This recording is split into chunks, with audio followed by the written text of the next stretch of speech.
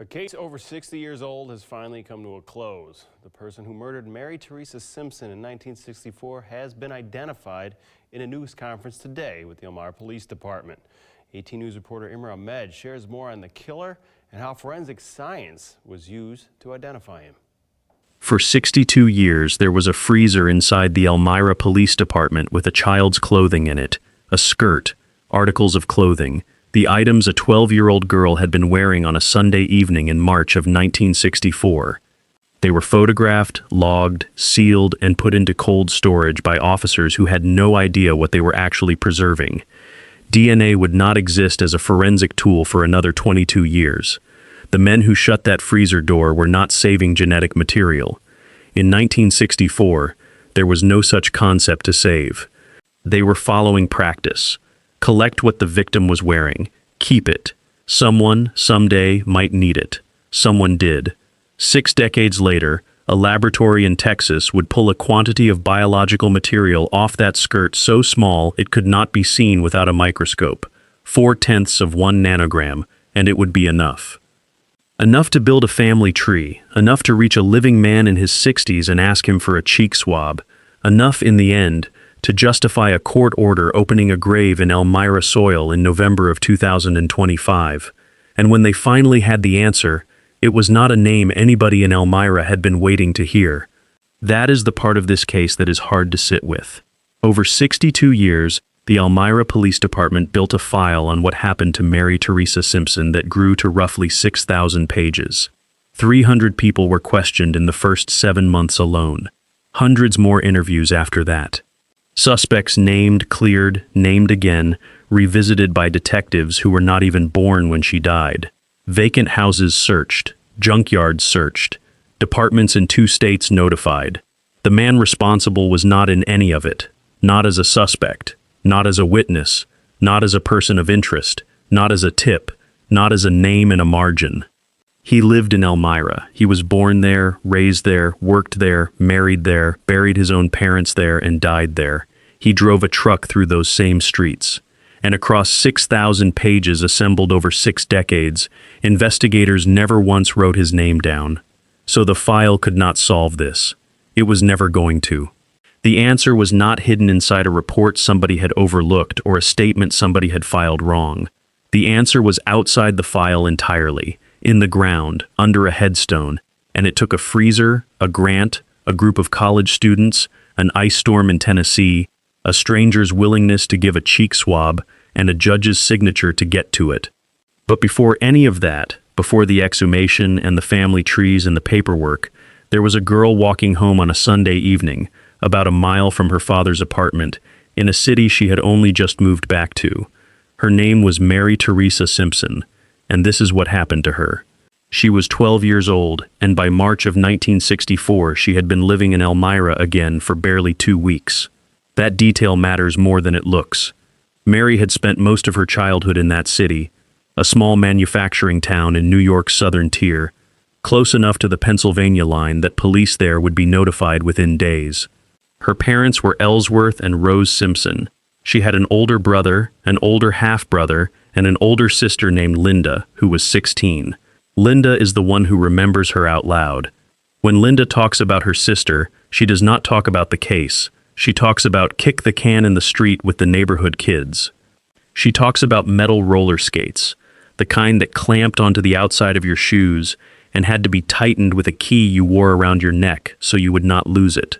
She talks about the 2 of them going to the neighborhood house together, going to camp together, taking dancing lessons together, Girl Scouts, Cub Scouts for their brother, school, which Mary was good at. Linda's description of her sister was 2 words, and she has kept them for 62 years, shy and active.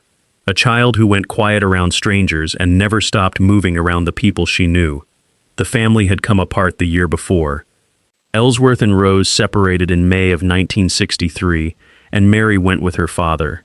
In the last months of that year, the 2 of them moved out of Elmira altogether, up to Hammondsport, which meant Rose went from seeing her daughter every day to seeing her about once a month.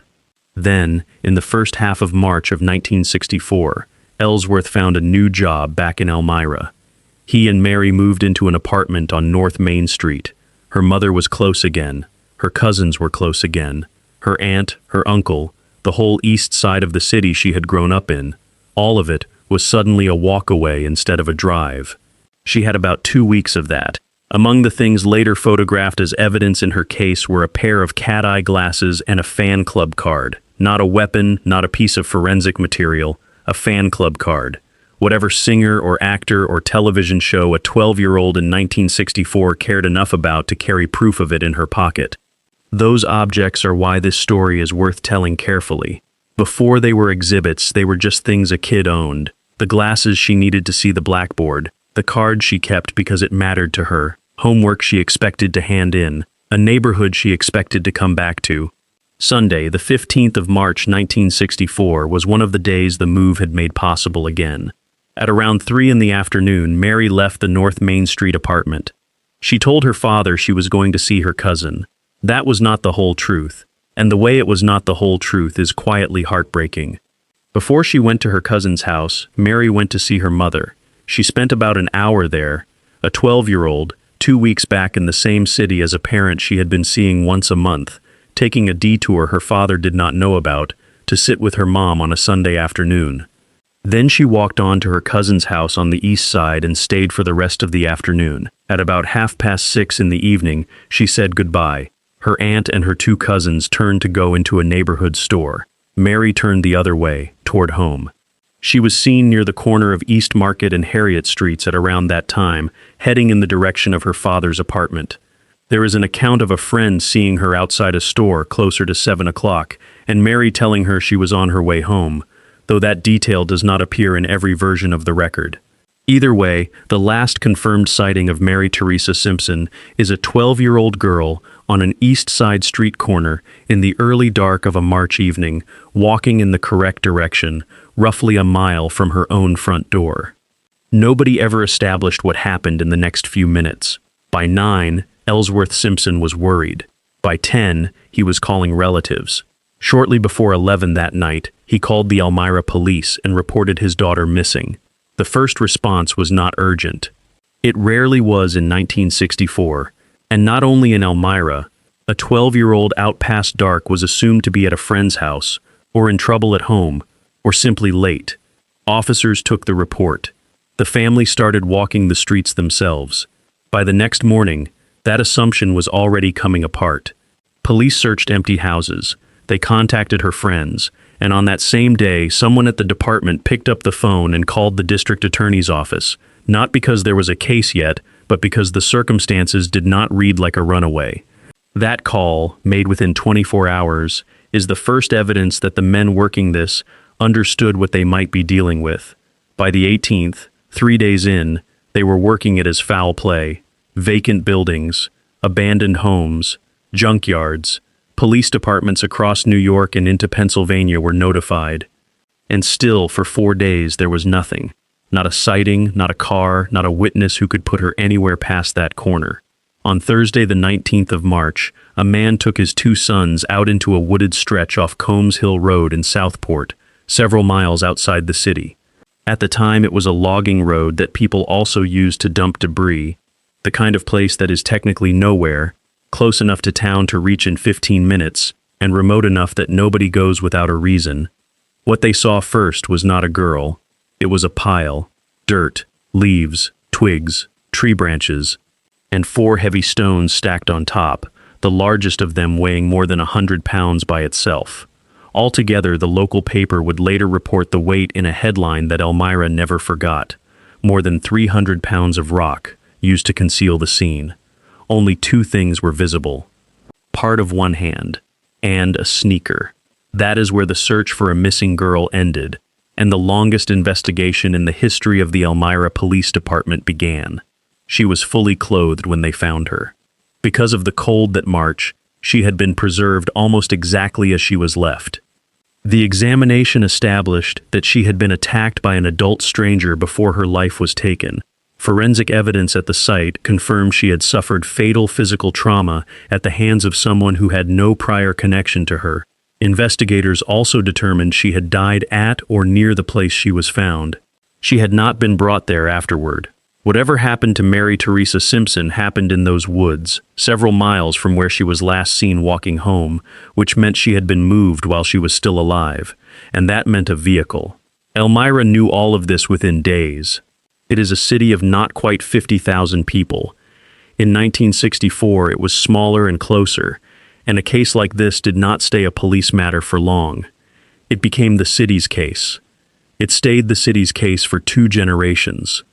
What the officers at that scene did next is the reason there is an ending to this story. They photographed the site. They collected the physical evidence. They took her clothing, her purse, her glasses, her fan club card, samples of her hair. They labeled a cutting from her preserved clothing as item 7A, which meant nothing at the time, and would eventually mean everything. And then they put her clothing into a freezer at the police department, where it stayed. Nobody in that room had a theory about why freezing it might matter. Refrigerating evidence was not a forensic strategy in 1964. It was housekeeping. It kept things from degrading and smelling. But cold slows the breakdown of biological material, and the cold in that freezer ran uninterrupted, without anyone thinking about it, for 6 decades. They preserved a genetic profile they had no way to know existed, for a technology that had not been invented, in a case they were about to fail to solve. Because they did fail to solve it, and not for lack of trying. The Elmira Police Department worked the case alongside the Chemung County Sheriff's Office, the New York State Police, state parole officials, and a long list of other agencies. Tips came in. Leads were followed. Some individuals were interviewed once, others many times over. By October of 1964, 7 months in, roughly 300 people had been questioned. The local radio station and the Star-Gazette newspaper together raised a $1,000 reward for information leading to an arrest. Nothing came. 8 years later, in 1972, the paper raised the offer to $5,000. Nothing came then either. The trouble was structural, and the investigators of that era named it themselves. Police solve most cases like this by mapping relationships. Who knew her? Who had a reason? Who was seen? Who behaved strangely afterward? Detectives went through Mary's family, her neighbors, her school, the people she had seen that Sunday, and the men in the area with histories that made them worth a conversation. But if a 12-year-old walking home is taken by a man she has never met, for no reason connected to her at all, then there is no relationship to map, no dispute, no prior meeting, no warning. There is only a vehicle that happened to pass a street corner at the wrong moment, and a man who happened to decide something in the space of a few seconds. Investigators in 1964 could not prove that theory. They also could not disprove it, so they kept working. The only thing they had, which was people, and the file kept getting thicker, and the answer stayed outside it. Meanwhile, the family carried it. Linda Galpin was 16. She was not home when it happened, and she has said that she only ever knew the details the way the rest of Elmira knew them. Second-hand, through local accounts and police reports, carrying the weight of what had happened without ever being shown the scene. At the funeral, she tried to climb into the casket. Her father had to physically pull her back. She was 16 years old, and that is the memory she carried into adulthood, and through her 20s, and her 40s, and her 60s. Their mother was pregnant at the time with another daughter, a sister Mary never met, born into a household in the middle of the worst year of its life. Rose Simpson would spend the rest of her life not knowing who had done this. So would Ellsworth. Both of them died without an answer. That is the quiet arithmetic of a case that runs 62 years. The people who most needed the ending do not get to be there for it. And in the same city, through all of it, a man named Alfred Raymond Murray Jr. went on living. He is not named yet in this story because he was not named in the investigation. That is the whole point. For the entire span of Linda Galpin's adult life, the man responsible for what happened to her sister was not a fugitive, was not in hiding, and was not on any list. He was in Elmira. He was 32 years old in March of 1964. He had been born in that city in 1931 and would live his entire life there. He was married. He had 3 children. He would go on to have grandchildren. He had served in the United States Army in the Korean War era. He drove a truck for a living. He was, in every documented respect, a man from Elmira. He would remain outside the case file for another 40 years, and then he would die in March of 2004 and be buried in Elmira ground, 22 years before anyone in law enforcement said his name out loud. There would be no interrogation, no trial, no confession, no plea, no sentencing, and no chance for a jury to look at him. Every one of those doors was already closed by the time investigators knew there was a door. But something else had also survived those 40 years. In a freezer, in a police building in the same city, item 7A was still waiting for a science that had not arrived yet. In 1986, that science arrived. Forensic DNA analysis entered casework in the mid-1980s, and once it did, every police department in America suddenly had two categories of old case, the ones with nothing left to test and the ones with something in storage. Elmira had something in storage. It just took a while for the technology to catch up to how little of it there was. In 2003, investigators pulled Mary's belongings out of that freezer and sent them to the New York State Police Forensic Investigation Center. Her clothing, her purse, her hair. 39 years after her death, a laboratory examined the preserved fabric sample, item 7A, and identified usable biological material left behind by an unknown suspect. They extracted a DNA profile from it. For the first time since 1964, the Elmira Police Department had something that belonged specifically and only to the person responsible. Not a description, not a hunch, a genetic signature. They entered it into the Combined DNA Index System, the national database that holds profiles from convicted offenders and unsolved crime scenes across the country. And they waited for it to match something. It matched nothing. In November of 2014, they tried again with a newer technique that isolates male DNA specifically, which is exactly what you want when the sample is mixed and the contributor you care about is a man. The refined profile went back into the national system. It matched nothing again. This is the part of cold case work that gets misunderstood. A database search is not a search of everybody. It is a comparison against the people who are already in it, mostly individuals with qualifying convictions from the 1990s onward.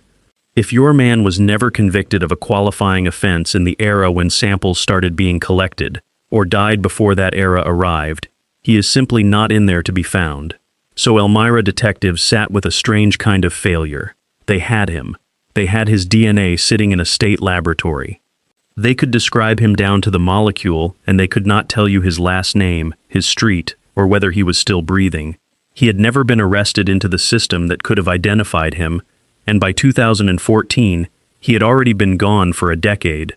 For the family, those two results were their own kind of cruelty. Linda Galpin was 55 when the first profile came back empty, and 66 when the second one did. She had been told, twice, that science had recovered something belonging to the man who took her sister, and twice that it pointed nowhere. On the 60th anniversary of the case, in 2024, Elmira police went public again to say only that it remained active. That is what an active cold case sounds like from the outside, a promise with no date on it. But the profile was not useless. It was only useless for one specific method. And by the 2010s, a second method had arrived. Investigative genetic genealogy works from the opposite direction. Instead of asking whether the unknown contributor is himself in a law enforcement database, it asks whether any of his relatives have ever uploaded their DNA to a consumer genealogy service and opted in to law enforcement matching. Because relatives share measurable amounts of DNA, a strong enough profile can surface a third cousin, or a fifth cousin, or a seventh, and from there, genealogists work forward through birth records, marriages, obituaries, census entries, and family trees until the branches narrow onto a single person who fits. It had solved cases in other states. It required two things Elmira did not yet have: money and a laboratory capable of doing it with almost nothing. The money came first. In 2022, Sergeant William Goodwin, the department's evidence sergeant, who had by then made this case his own, applied in partnership with the FBI for a grant from a nonprofit called Season of Justice, which funds advanced forensic testing in cold cases that departments cannot afford themselves. The application succeeded. The following year, Goodwin went after the other problem, which was the file. 6,000 pages of paper, accumulated across 6 decades by dozens of investigators, in a system that had changed formats 3 or 4 times over. Elmira partnered with the Criminal Investigation Resource Center at Russell Sage College, and its director, Christina Lane, put students to work on it. They digitized it. They organized it. They built a consolidated list of every person who had ever been looked at. They cataloged which pieces of physical evidence existed and which had ever been submitted for testing. That review turned up something uncomfortable. Some evidence had been sent to laboratories over the years, without the corresponding results being clearly documented in what survived of the file. 6 decades of institutional memory had gaps in it, but it also established the single most important negative fact in this entire case. And it is a fact you can only establish by reading all 6,000 pages. The man they would eventually identify was not in there. He had not been interviewed and released. He had not been suspected and cleared. He had not been mentioned by a neighbor, listed on a canvas sheet, or written into a margin. His absence was total.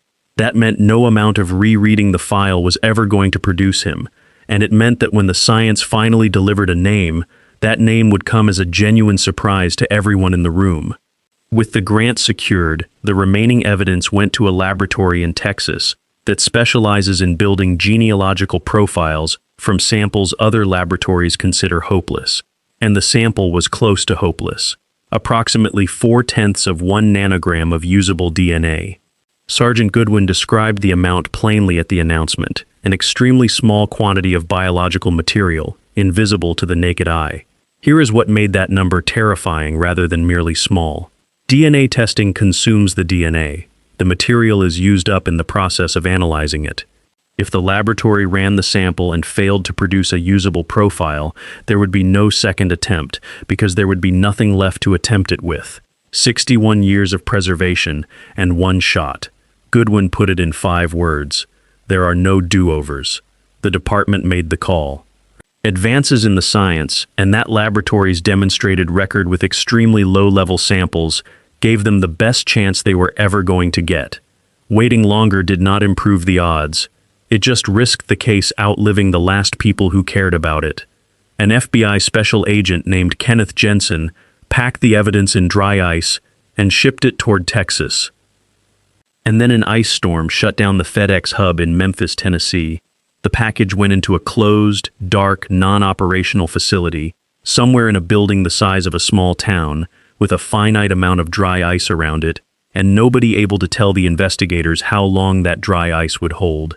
Evidence that had been kept frozen and intact since 1964, through 11 United States presidents, through the invention of the technology that would finally read it, was now sitting in a shuttered airport hub in Tennessee, warming up.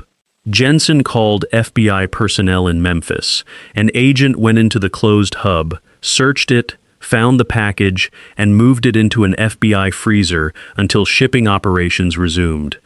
It is a small detail and an absurd one, and it is the reason there is an answer to this case.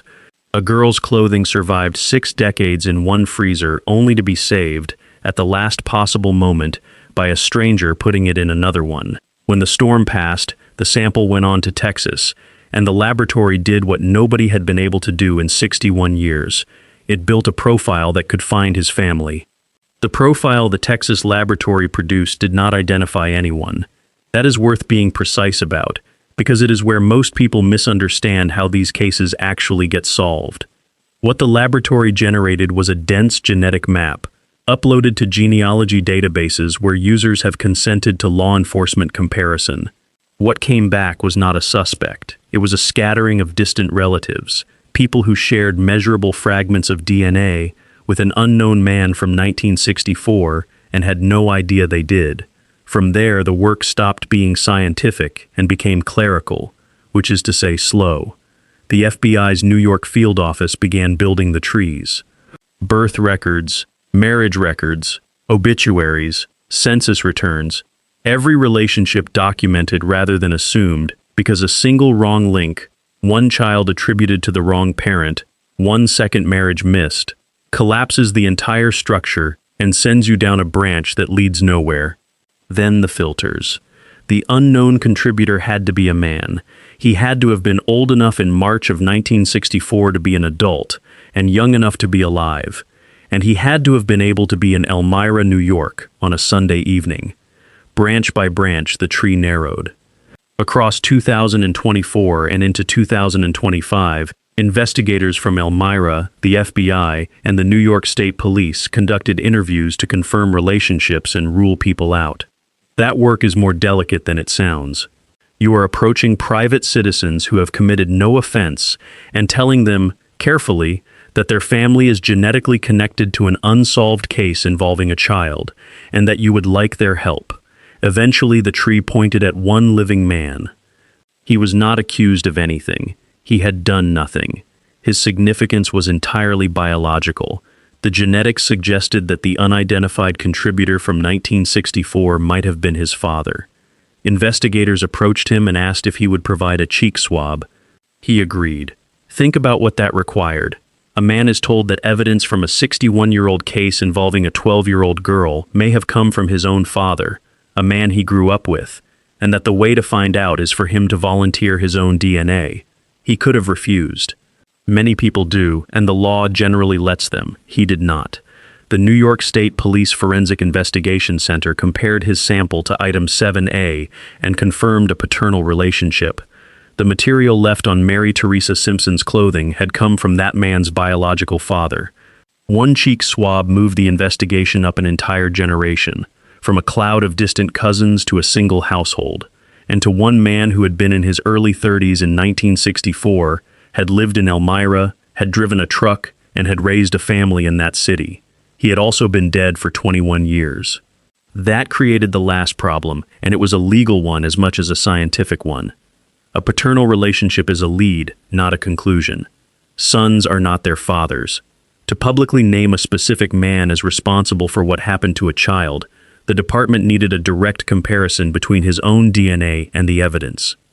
There was exactly one place left to get it. Elmira police consulted with the Chemung County District Attorney's Office and applied to the court for authorization to open his grave.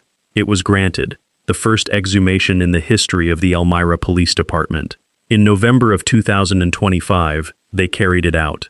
The National Center for Missing and Exploited Children helped fund the operation and sent a board-certified forensic anthropologist from Detroit, Michigan, to oversee it. Biological samples were recovered from the remains and sent to the New York State Police for comparison. Later that same month, the laboratory reported back. The material recovered from item 7A, the fabric cutting that had sat in a police freezer since 1964, matched the man in the grave. The probability of selecting an unrelated individual who would match that evidence was calculated at less than 1 in 320 billion. That is a number with no real-world meaning. There have never been 320 billion human beings. It is the statistical way of saying, this is him, and there is no one else it could be. His name was Alfred Raymond Murray, Jr. On the 10th of February 2026, the Elmira Police Department gathered with the FBI, the District Attorney's Office, and Mary's surviving family at the Chemung County District Attorney's Office on Lake Street and said that name in public for the first time. Police Chief Kristen Thorne opened by calling it a historic day for her department. Justice, she said, after almost 62 years. What followed was an accounting of everything that had brought them there. The evidence collected in 1964 by officers who could not have imagined DNA. The freezer, the failed database searches of 2003 and 2014, the grant, the students at Russell Sage, the 4/10 of a nanogram, the family tree, the son who said yes, the grave, and then the part nobody could resolve. Once genealogy delivered Murray's name, investigators went back through his documented life to see whether the forensic identification fit what was known about him. Sergeant Goodwin's summary at the announcement was carefully worded and did not need to be longer. Murray's record showed prior criminal involvement spanning several decades, including past offenses documented in regional law enforcement archives. No single incident proves responsibility, Goodwin said. But that history was consistent with the forensic findings and with the circumstances of this case. The National Center for Missing and Exploited Children also located old newspaper accounts of arrests involving children. some of them reaching back to Murray's teenage years. Those reports came with real limits.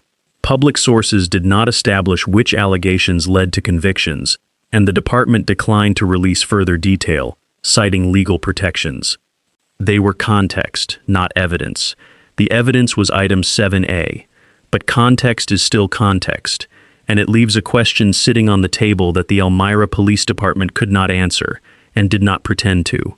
How does a local man with that history stay entirely outside a 6,000-page investigation into the death of a child in his own city for 6 decades? There is no satisfying answer. Records from that era were paper, held by individual departments, and not cross-referenced the way they would be now. Detectives in 1964 were looking for a connection to Mary, and there was no connection to Mary to find. Police concluded that Murray almost certainly did not know her, and that her family did not know him. There was no relationship, no grudge, no prior meeting. Their assessment was that this was a crime of opportunity, a man and a child in the same place at the same moment, and nothing else linking them at all.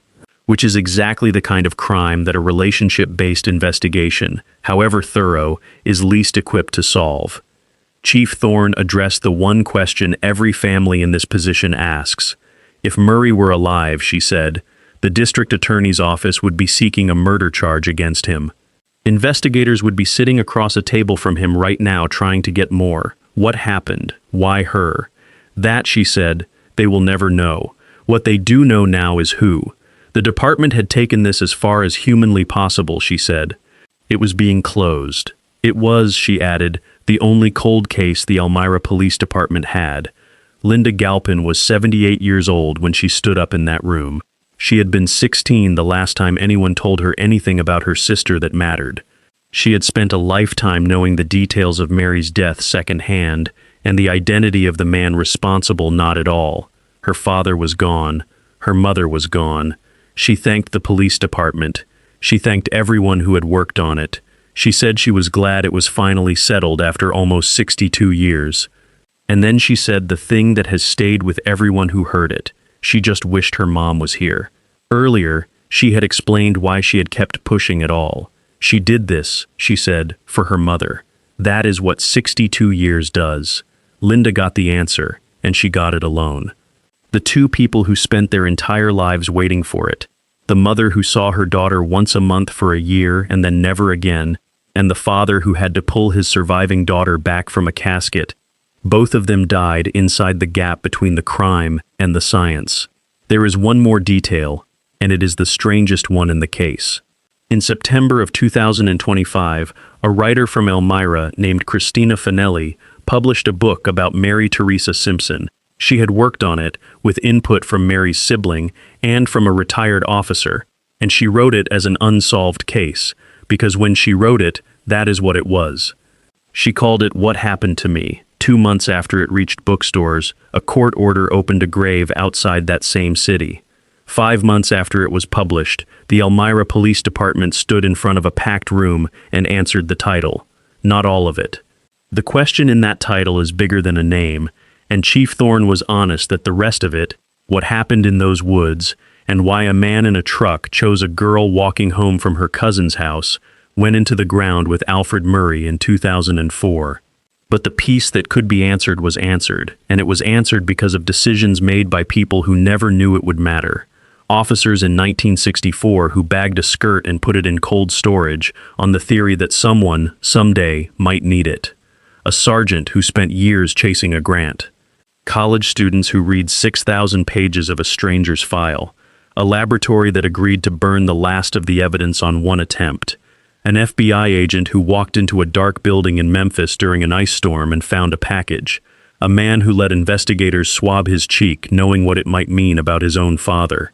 None of them ever met Mary Theresa Simpson. She had been gone for decades before most of them were born. The ending here was not built by a breakthrough. It was built by a chain of ordinary people refusing to let a 12-year-old become a box in a basement, across a span of years long enough that the chain outlived almost everyone who started it. If any single link in it had shrugged, the officer with the evidence bag, the sergeant with the grant application, the agent in the dark hub in Memphis, the son with the swab, there would be no name today. Alfred Murray lived in Elmira for 73 years, and the investigation that should have reached him spent 6 decades looking in every direction except his. It has reached him now. His name is on the record permanently, and it is the only thing about him that anyone outside his family will ever remember. But the name that lasted was hers, Mary Theresa Simpson, 12 years old, shy around strangers and never still around the people she loved. Good at school, in the Girl Scouts, one of the kids in the street playing kick the can, she wore cat-eye glasses and kept a fan club card in her pocket, and she skated through Elmira on metal wheels clamped to her shoes and tightened with a key. 2 weeks back in the city she came from, walking home from her cousin's house on a Sunday evening in March, about a mile from her father's door. Her family waited 62 years to be told who took her. Her mother and father did not live to hear it. Her sister did.